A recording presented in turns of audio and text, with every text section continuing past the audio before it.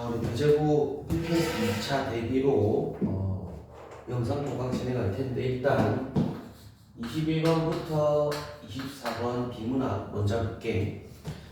자, 20세기 초 유럽에서 일어난 과학 문명의 발전은 현실을 이루는 법칙을 부정하였다. 절대적이라고 믿어왔던 시공간마저 상대적인 것으로 밝혀지며 사람들은 기존에 당연시되어 온 인식에 의문을 품는다. 사람들은 기존에 당연시되어 온 의문의 인재, 이는 서양의 회화에도 영향을 미쳐 큐비즘이라는 미술 양식을 탄생한다. 즉 일단은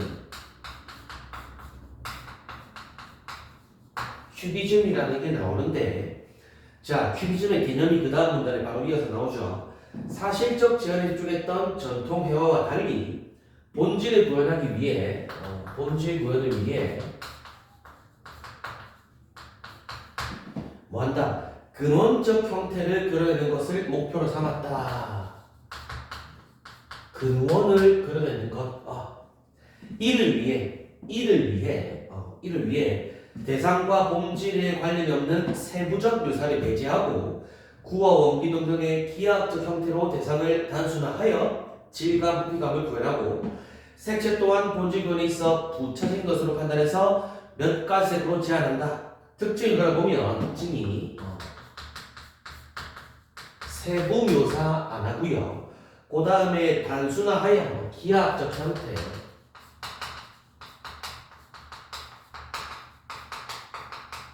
단순화하였고, 그 다음에 색채 또한 몇 가지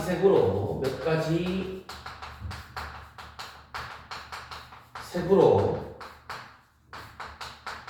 제한하였다. 이게 큐비즘인데, 자, 또한 큐비즘은 하나의 시점으로 대상의 한쪽 형태밖에 표현할 수 없다고 생각하여 하나의 시점으로는 하나의 시점에서 대상을 보고 표현하는 원근법을 거부한다. 또한 얘는 원근법을 거부하네. 그리고 대상의 전체 형태를 표현하기 위해 다중 시점을 적용하는데, 다중 시점. 자, 이는 여러 시점에서 관찰한 대상을 하나의 화면에 그려내고자 한 기법입니다. 예를 들어, 그럼 뭐에 대한 사례? 다중 시점에 대한 사례 되겠지. 자, 한 인물을 그릴 때 얼굴의 정면과 측면을 동시에 표현함으로써 대상 전체 형태를 보여주는 것이다. 이렇게 큐비즘은 사실에서 벗어나, 즉 전통에서 벗어나, 자, 대상의 고려적 형태를 표현하였으며 새로운 미적 인식을 환기하였다. 새로운 인식까지도 불러일으킨다. 대상 형태를 더 다양한 시점으로 보여주려는 시도는 다중 시점의 극단화로 시작하는데, 이 시기 큐비즘을 분석 큐비즘이라 합니다. 여기서 나아가서 분석 큐비즘이 나오는데, 얘는 뭐 하는 것이다. 지금 보시면 다양한 시점 보여주려는 시도의 극단화, 다양한 시점의 극단이라고 볼 수 있겠네요. 자, 분석적 큐비즘은 대상을 여러 시점으로 해체하여 작은 격자로 쪼개고 색채 또한 대상의 고유색이 아닌 무채색으로 한정한다. 즉 격자 형태, 격자 쪼개. 색채도 몇 가지 색이라기보다는 더 극단으로 무채색으로 한정하고 있습니다. 자, 그 다음에 해체 정도가 심해짐에 따라 대상은 부피감이 사라질 정도로 완전히 분해되었고 무엇인지조차 알아볼 수 없게 되었고 제목이나 삽입된 문자를 통해서만 추측할 수 있게 되었다. 이런 분석적은 즉 본질 구현 근원적인 것을 보여주기 위한 거 맞는데, 즉 쪼개는 거, 해체가 심해지다 보니 무엇인지조차 모른대요. 즉 밑에 있는 제목에 대한 제목이나 어떤 설명을 통해서만 알 수가 있대. 자, 대상이 극단적으로 해체되어 형태를 파악하지 못하게 된 문제. 그럼 요게 이제 극단적으로 해체가 되어 무엇인지 알 수 없게 된 것, 이게 바로 문제인데 이런 문제를 해결하기 위해 큐비즘은 화면 안으로 실제 대상 혹은 대상의 특성을 잘 드러내는 화면 밖의 재료를 끌어들였습니다. 이런 문제를 해결하기 위해서 화면 밖의 재료를 어디로 끌어들였다? 화면 안으로 끌어들인다. 요게 일단은 지금 무엇이다? 요런 문제에 대한 솔루션 되겠네. 자, 이런 것들을 뭐랍니다? 종합적 큐비즘이란다. 오케이. 얘의 개념은 종합적 큐비즘이라 할 수 있네. 자, 종합적 큐비즘의 특징을 보여주는 대표적 기법으로는 파피의 꼴레인데, 이는 화면에 신문이나 벽지 등 실제 종이, 화면 밖의 재료, 예를 들어서 뭐라고 나왔다? 실제 종이라고 말 바꾼 거지. 자, 실제 종이를 올려붙여 대상의 특징을 표현하는 것인데, 예를 들어 나무 탁자 질감을 표현하기 위해 화면에 나뭇결 무늬 종이를 붙였다. 화면에 붙인 종이의 색으로 인해 색채로 다시 살았습니다. 밴드는 지금 보시면은 무채색이었는데 뭐까지 색채로 다시 살아갈 수 있었다. 큐비즘은 대상의 그런지 형태를 화면에 표현하기 위해 대상을 표현하는 새로운 방법인데, 큐비즘이 대상 형태를 실제에서 해방한 것은 회화예술의 무한한 가능성이고, 자, 이는 표현 대상을 보이는 세계에 한정되지 않는 추상회화 탄생에 영향을 미쳤다. 그 마지막에 큐비즘이든 분석이든 이러한 큐비즘의 의의는 지금 우리 1문단에 큐비즘 설명할 때 어떤 워딩이 있습니까? 2문단에서 자, 사실적 재현에 집중했던 회화와 달리죠. 2문단 첫 번째 줄이 말 바꿔서 6문단에 또 뭐라고 나왔습니까? 실제에서 해방된 거라고 나왔대요. 즉 보시면 무엇이다? 사실 재현에 집중하였다가 2문단에 나왔는데 큐비즘의 개념으로 마지막 문단에 또 큐비즘의 의의를 드러내며 이 문장에 대한 말 바꾸기로 뭐라고 나오니? 실제 해방, 해방 이런 식으로 나온다 이 말이야. 똑같은 말이죠. 자, 그러면 21번에 아래에 3번. 자, 큐비즘에 대한 다른 화가들의 논쟁, 다른 화가 같은 개념들은 안 나옵니다. 그냥 큐비즘 무엇, 분석 큐비즘, 문제, 그에 대한 해결 방안으로 나온 종합 큐비즘.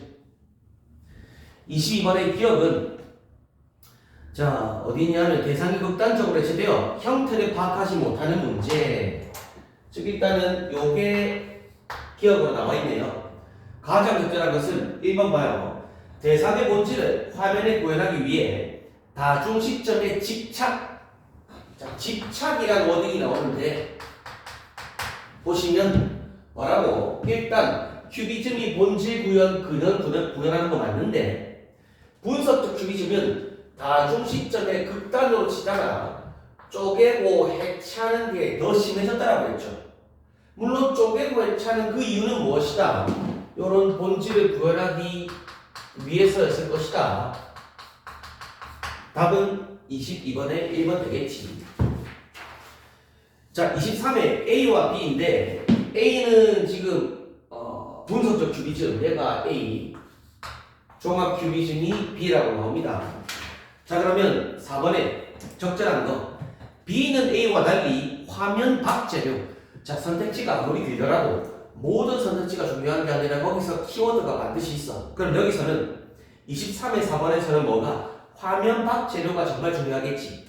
그러면 화면 밖의 재료를 쓰는 건 뭐밖에? B밖에 없었죠. 답은 4번이겠지. 24회 자, 보기를 보자. 보기 그림, 글을 볼 때 반드시 지문에 있던 내용과 비스무리한 내용 또는 그와 완전히 다른 차이점을 염두에 두고 지문을 읽어야 돼. 보기를. 자, 브라크의 풍경환인데 실제와 다르다 밑줄. 집에 있어야 문이 2줄 생략되어 있으며 부피감이 두드러지는 입방치 형태로 밑줄 단순하게 그렸다. 그림자의 방향은 일관성 없이 다양하게 표현되어 광원이 하나가 아님을 알 수 있고요. 밑줄 황토색, 초록색, 회색 색채가 제한되어 있네. 큐비즘에 시작하는 이 풍경화는 처음 이제 평론가로부터 작은 입방체 큐브를 그렸다라는 비판을 받는데 여기서 이제 큐비즘의 명칭이 기원이 되었네. 그럼 2번을 보시면 풍경화의 모습이 실제와 다른 것은 관찰한 대상이 무엇인지 추측할 수 없도록 자 풍경의 모습이 실제와 다른 것은 세부적으로 표현하지 않고 사실적 재현에 집중한 게 아니고 실제에서 해방시키는 즉 뭐를 위한 본질 구현과 근원을 위해서였지. 지금 뒤에 보시면 이번에 무엇인지 추측할 수 없도록 이건 어디 나옵니까? 무엇인지 추측할 수 없게 된 거는 분석적 큐비즘이 너무 집착 극단에 치닫다 보니 생기는 문제점이었지 애초에 큐비즘의 목적이 무엇인지 모르겠지가 아니라 이거야. 24번의 답은 2번이 되시겠습니다. 2번. 이렇게 이제 미술 지문 어렵지 않은 것 아마 시험장에서도 시험지에 보기 같은 그림은 충분히 다시 활용될 수 있으니 보기 문제는 다시 한번 좀 유념을 해두시고 자, 그 다음 바로 현대소설로 갈 게 아니라 우리 33부터 38번 동물학 문장 갈게요. 자, 일단 보시면 복합 지문으로 나와 있습니다. 자, 가부터 보시면 자, 기원전 3세기경 중국의 전국시대 말기는 침략 정벌 전쟁이 있고요. 동시에 국가의 혼란 해결하기 위한 길을 모색한 여러 사상가들이 등장한다. 이 시대에 활동했던 순자는 사회의 혼란과 무질서를 악이라고 부정하고 악은 온전히 인간의 성에서 비롯된 것. 그래서 순자는 성악설을 주장하죠. 자, 성이란 인간의 태어나면서부터 지니고 있는 동물적 경향성을 일컫는 말로 욕망과 감정의 형태이다. 이 중에서 이익을 좋아하고 그것을 얻으려고 하는 인간의 성이 악을 초래한다라고 보았다. 사회적 자원과 저항은 한정적인데 사람들이 모두 이기적 욕망을 그대로 쫓게 되면 쟁탈이 일어난다는 것이다. 일단은 자, 가에서 순자가 나오는데 성악설을 주장하고 있죠. 성악설. 즉 인간의 욕망이 있는데 어떤 본성이 악하기 때문에 다툼과 싸움이 발생하게 된다. 성악설을 말씀하시고 재화와 싸워는 한정되어 있는데 인간이 이러한 악한 본성 욕망 때문에 뭐가 어떤 쟁탈이라던가 다툼이 발생하게 된다. 하지만 그는 인간의 성뿐 아니라 심도 타고났기에 인간다워질 수 있고 자, 사회 문제도 해결할 수 있는데 자, 심은 인간의 인지 능력을 뜻합니다. 일단 근데 얘는 또 심이라는 거 인지 능력이래요. 자, 인간의 감각기관이 가져온 정보를 종합해서 인식하고 판단합니다. 즉, 심은 성이 합리적인지 판단하여 성을 통제한다. 이러한 심의 작용은 이러한 심의 작용을 통해 인간은 배우며 실천할 수 있는데 이와 같은 인간의 의식적, 후천적 노력을 산모를 말한다 위라고 합니다. 인지 능력이고 지금 뭐라 되어 있니? 정보를 종합하고 인식한대요. 그리고 중요한 건 요런 성을 뭐한다? 통제한다. 우리 구조를 보자면 요것 때문에 문제가 발생할 수 있는데 얘가 지금 해결 방안으로서 등장할 수 있대.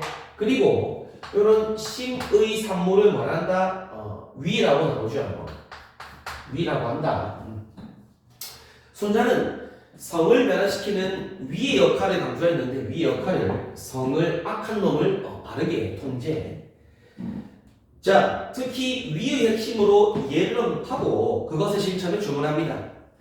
예란 위를 축적하여 완전한 인격체가 된 성인이 일찍이 사회 혼란을 우려해 만든 일체의 사회적 규범이다. 신과 함께 중요한 개념이 이제 예가 나오는데 예란 다시 뭐라고? 위를 축적하여 인격체가 된 성인이 혼란을 우려해 만든 일체의 사회 규범이다. 물론 by 위의 축적 이런 과정이 필요하겠죠. 자, 이는 개인의 도덕 규범이자 나라의 다스리는 규범으로 개인의 모든 행위의 기준이자 사회의 위계 질서를 나누는 기준이 된다. 예의 가장 중요한 기능은 신분적 차이를 구분해서 직분을 정하는 것인데, 자, 얘는 신분 차이에 따라 직분을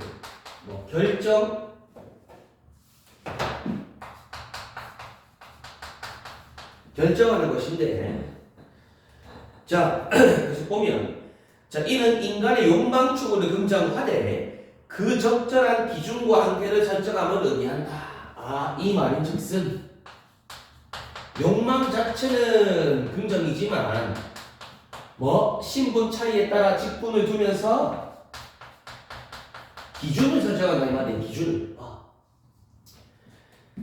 자, 사회 구성원이 자신의 위치에 맞게끔 욕망을 추구하게 함으로써 다툼과 쟁탈이 없는 안정된 사회를 만들 수 있다고 생각하기 때문이다.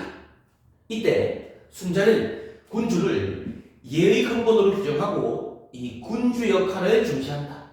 군주는 계승되어 온 예의 공통된 원칙을 지키고 당대 요구에 맞춰 예를 지정하고 구체적으로 군주는 백성들의 직분을 정해주고 그들을 가르쳐 예의 길로 인도하는 역할을 수행해야 합니다. 군주 역할이죠. 이를 통해 백성들의 성은 교화되고 악한 성은 교화되고, 자, 질서와 조화를 이룬 선한 사회를 다스릴 수 있습니다. 자, 순자는 당대 사상가들과 달리 사회 문제 원인을 외적 인간 바깥에서 찾지 않고 타고난 성향에서 찾음으로써 인간 사회를 바라보는 관점을 제시합니다. 그러한 점에서 순자는 후천적 노력을 바탕으로 인간과 사회의 변화 가능성을 신뢰한 사상가입니다.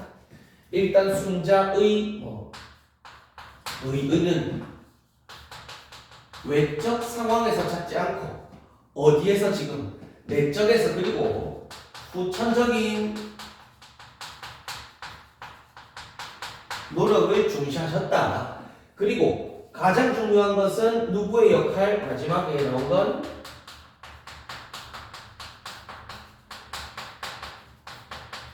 군주의 역할도 중요합시다. 여기까지가 처음에 문제에서 출발하여 그것에 대한 해결 방안, 추가적인 어떤 중요 개념까지 봐준 거겠죠. 자, 그 다음에 이제 나를 보시면 홉스가 살던 17세기는 종교전쟁과 내전이 겪으며 혼란스럽습니다. 이에 왕의 권력은 신으로부터 부여받은 것이라는 왕권 신수설에 많은 사람들이 의문을 품게 되었다. 이런 상황에서 홉스는 사회적 혼란을 해결하고자 신이 아닌 인간에 대한 탐구를 하는데, 역시 순자와 출발은 똑같죠. 혼란스러운 사회에서 혼란을 해결하기 위한 것. 자, 일단 그 다음에 나오는 홉스 역시 혼란스러운 사회를 어떤 해결하고자 하는 건데, 홉스는 국가 성립 과정을 설명하기 위해 국가가 성립하기 이전의 집단적 삶인 자연 상태를 가정한다. 일단 얘는 홉스는 자연 상태가 있대. 즉 국가 전. 자, 그는 인간이 자기 보존을 추구하는 존재를 규정을 하고, 또한 인간은 자연 상태에서 누구나 절대적 자유를 행사할 수 있는 권리를 가지고 있는데 이를 자연권이라고 합니다. 자연 상태에서는 자유 추구, 자연권 누구나 가지고 있어요. 자연 상태에서 인간은 자기 보존을 위해 자신의 이익만을 추구하며 끊임없이 싸우는데 그는 전쟁과 같은 이러한 상황을 만인의 투쟁이라고 명명한다. 자연 상태에서는 누구나 다 자기 이익을 추구하기 위한 자연권 너무 지나치게 추구하다 보니 어떤 상태? 만인의 투쟁, 혼란과 같은 상태. 즉 순자와 유사하게 인간도 본성을 그대로 발현한다면 너무 자기 욕망만 추구하다 보니 투쟁이 발생합니다. 투쟁이 발생해요. 싸움이 발생해요. 그러면 홉스 역시도 자연 상태에서 인간 그대로 놔두면 자기 이익만 쫓으려는 자연권 때문에 투쟁 발생해요. 충분히 두 학자 사이의 공통점이랄 수 있겠지. 하지만 이 같은 상황에서 인간이 느끼는 죽음에 대한 공포는 평화와 안전을 바라게 되는 감정을 유발하기도 한다. 이 투쟁 상태에 계속 있다 보면 나도 죽겠구나 공포심이 들기도 하는데 그에 반대로 어떤 감정까지 안전을 추구하려는 감정까지도 동시에 발생한대요. 이때 인간의 이성은 평화로운 상태로 나아가기 위한 최선의 법칙을 발견하는데 이를 자연법이라 일컫습니다. 일단은 자연 상태에서 투쟁이 발생합니다. 뭔가 문제점 맞지? 근데 이러한 문제를 지금 해결하기 위한 걸로 뭐가 등장한다? 자연권이 아니다. 자연법이라는 개념이 나와. 자연법 다시 한번 그러면 인간의 이성은 평화로운 상태로 나아가기 위한 최선의 법칙. 자연법은 by 이성에 의해서 평화를 위한 법칙 되겠지. 계속하여 자연법의 가장 근본적 원칙은 평화를 추구하고 따라가는 것인데 그리고 이를 위해 즉 뭐를 위해 평화를 추구하고 따르기 위해 받아서 읽어 문장 인간의 이성은 자연 상태에서 가졌던 권리의 상당 부분을 포기하고 양도하는 뭐가 필요하다? 사회 계약이 필요하다. 일종의 이런 것들 전부 다 문제를 해결하기 위한 해결 방안이 되겠지. 계속하여 개인이 자기 보존을 위해 자발적으로 동의한 사회계약은 두 단계에 걸쳐 이루어지는데 첫 번째 단계에서 개인과 개인은 상호 적대적 행위를 중지하고자 자연권의 대부분을 포기한다. 일단 첫 번째 자연권 대부분 포기합니다. 그런데 이 계약은 누군가를 위반할 경우에 제지할 수 없다는 한계가 있는데 이 계약의 불안정성을 해소하고 실효성을 실제로 효력이 있게끔 하기 위해서는 계약 위반을 제지할 강력한 경제력과 강제력과 그것을 집행할 수 있는 위반 제재를 있는 힘의 소유자를 세우는 일이 필요합니다. 이에 개인은 계약 위반을 제재할 공동의 힘을 지닌 통치자와 두 번째 단계의 계약을 맺고 자신들의 권리를 그에게 양도한다. 두 번째는 무엇이다? 지금 어떤 통치자가 나와. 이 통치자에게 무엇을 양도한다? 자신들의 권리를 양도한대요. 근데 양도만 하고 끝인가? 아니지. 양도하는 대신 통치자는 어떤 걸 가지고 있는 거야? 어떤 이러한 자연권 대우를 포기하지 않는 계약 위반 사례에 대한 강제력을 가지고 평화를 유지해 줄 수 있겠죠. 즉 통치자는 누구에게? 이제 일반 대중들에게 권리를 양도받고 일반 대중들은 통치자에게 뭘 요구해? 강제력을 바탕으로 평화를 좀 유지해 주세요. 이러한 계약 과정을 거쳐 리바이어던이라 불리는 국가가 탄생하는데 리바이어던은 본래 성서에 등장하는 무적의 힘을 가진 바다 괴물인데요. 홉스는 이를 통해 계약으로 탄생한 국가의 강력한 공적 권력을 강조합니다. 통치자는 국가 권력의 실질 행사 주체로서 국가에 대한 복종을 요구하는 대신에 개인을 위험으로부터 보호하는 책무를 갖는다. 그는 강력한 처벌에 대한 규정을 만들고 개인들이 이에 따르게 함으로써 그들의 안전을 보장한다. 통치자가 개인들로부터 위임받은 권리를 정당하게 행사하여 개인들 간의 투쟁을 해소함으로써 평화로운 사회가 구현된다. 이러한 계약을 통해서 만들어진 게 바로 리바이어던이다. 국가가 즉 국가의 공적인 권력을 강조하는 것이다. 홉스의 사회계약론은 인간의 본성에 대한 통찰이 바탕으로 본성 통찰은 어떤 건데 가만히 내버려 두면 큰일 난다.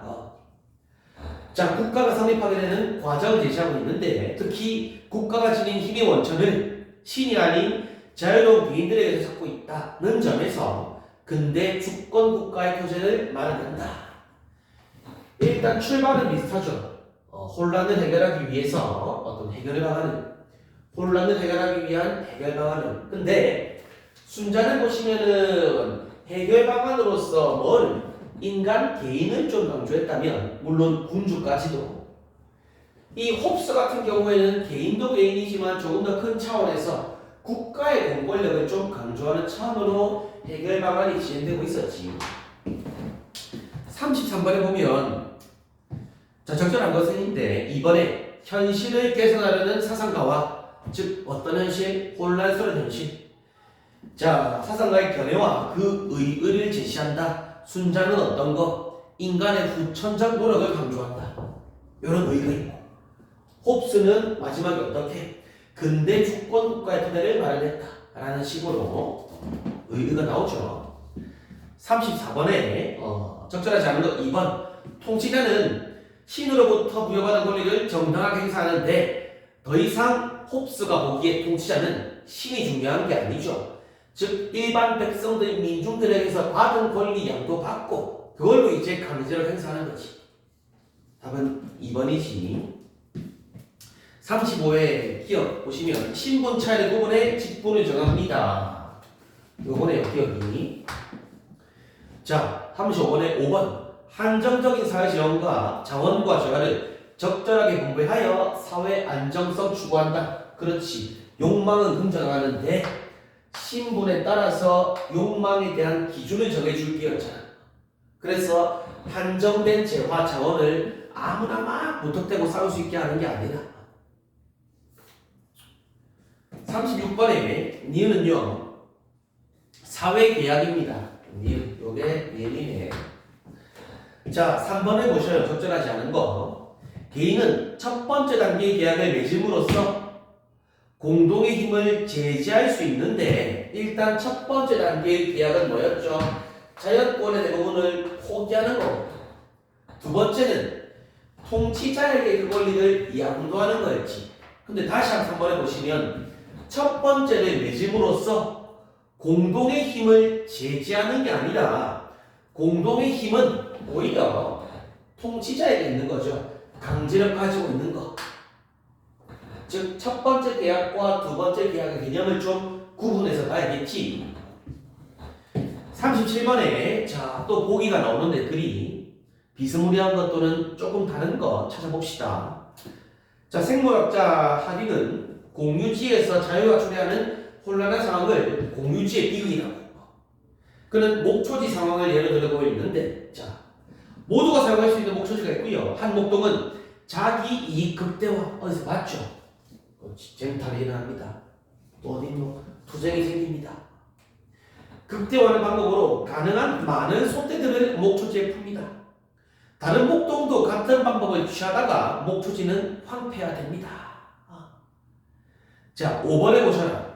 순자와 홉스 모두 목동들이 선택지가 아무리 길어도 중요한 키워드 있다고. 공포를 느끼게 되면 문제 상황에 대한 합리적 판단 능력 갖게 될 것이다. 어딨니? 여기 있네. 투쟁 상태에서 공포를 느끼면 안전을 추구하고자 하는 감정까지 생겨 뭐에 의해 이성에 의해 뭐 자연법 평화 위한 거 생각해내게 된다네. 5번 봐요. 홉스는 공포 느끼면 합리적 판단 능력 이성 맞지만 순자는 공포 때문이 아니라고. 그저 순자는 어떤 거? 심이라는 게 인지 능력인데 이게 발현된 산물이 위고요. 이걸 갖춰가지고 어떤 학자들이 뭐 예를 만들었습니다. 이 예를 계속 뭐 해야 합니다. 실천하려고 해야 돼요. 특히나 누가? 군주가. 이거 있잖아. 공포에 대한 개념은 그 어디에도 없었다고. 37번에 5번 이자 38번은 뭐 3번이고요. 자, 우리 현대소설 하나 보고 끝낼 텐데, 자, 일단 번호가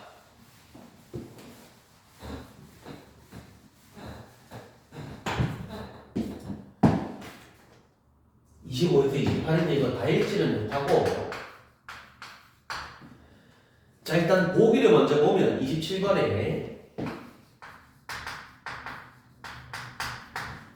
이 작품은 주인공인 달평씨가 대중의 시선을 지나치게 의식하며 몰락하는 과정을 그리고 있습니다. 제목이 이제 달평씨의 두 번째 죽음이죠. 달평씨가 몰락하는 과정, 뭐 대중의 시선을 지나치게 의식하다 보니 순수한 의도로 선행을 베풀어오던 달평씨는 언론에 의해 유명세를 치르게 된 후에 그것에 중독. 달평씨가 지금 어디에 뭐 유명세에 중독이 되어버렸네. 자극적 정보에만 반응하는 대중과 언론의 관심을 끌기 위해 보여주기식 선행, 즉 순수한 의도에서 선행이었는데 보여주기식 선행을 하다 보니까 왜? 계속 유명세 끌어야 되니까, 계속 대중시선 받아야 하니까 자, 거짓을 지어냅니다. 그러한 허위의식으로 인해 그는 점점 자신의 정체성을 잃어가고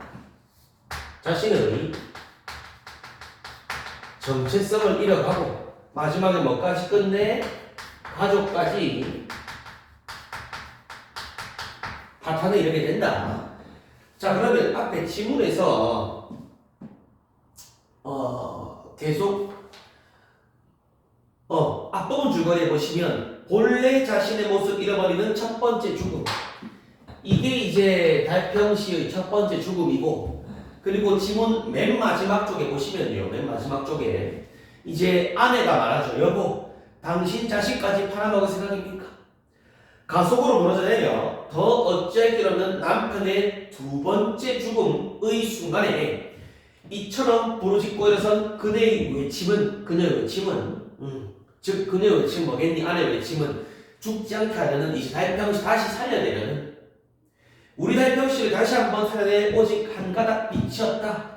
그럼 가족까지 버림으로써 가족 파탄 지역까지 가는 요게 바로 달평씨의 두 번째 죽음 되겠지.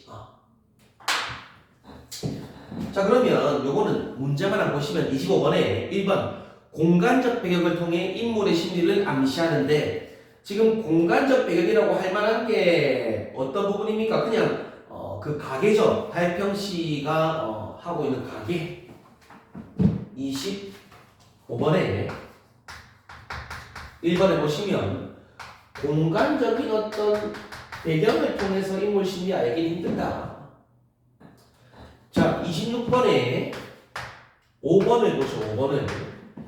자, 달평씨의 부인은 어려워진 식당 운영에 대해 화를 내는 남편에 맞서지 않았어. 물론 달평씨 아내가 맨 마지막에, 즉 두 번째 죽음 앞에서는 외쳤습니다. 근데 마지막 지문 저 위에 보시면, 마지막 지문 맨 위에 소설, 달평씨 부인은 사자처럼 포옹하는 남편한테 맞서 대들지 않았다라는 부분이 반드시 있거든. 언제나 조용한 얼굴로 식당에 찾아온 손님을 맞이한다. 26번에는 적절한 5번. 자, 27번 3번에 보시면요, 달평씨에게 씌워진 친선단체 회장직 감투. 자자자자. 이 유명세에 중독되어 그 중에 하나로 찾는 게 뭐다? 뭐라 돼 있니? 친선단체 회장직 감투직. 이것도 사실 전부 다 뭔데? 허위고 전부 다 거짓이죠. 감투를 거부하지 않은 것은 지문에서 불우한 사람까지도 철저하게 속이려는 달평시의 허위식이래. 이 자체가 어떤 거짓된 것이면 맞는데, 근데 감투를 썼다라고 하여 지문에 달평시가 철저하게 속여서 빼먹으려고 한다? 그런 건 없겠지. 27번에 3번 되실 겁니다. 적절하지 않은 거. 28번에 기억은 지금 보시면 폭탄선언. 28번에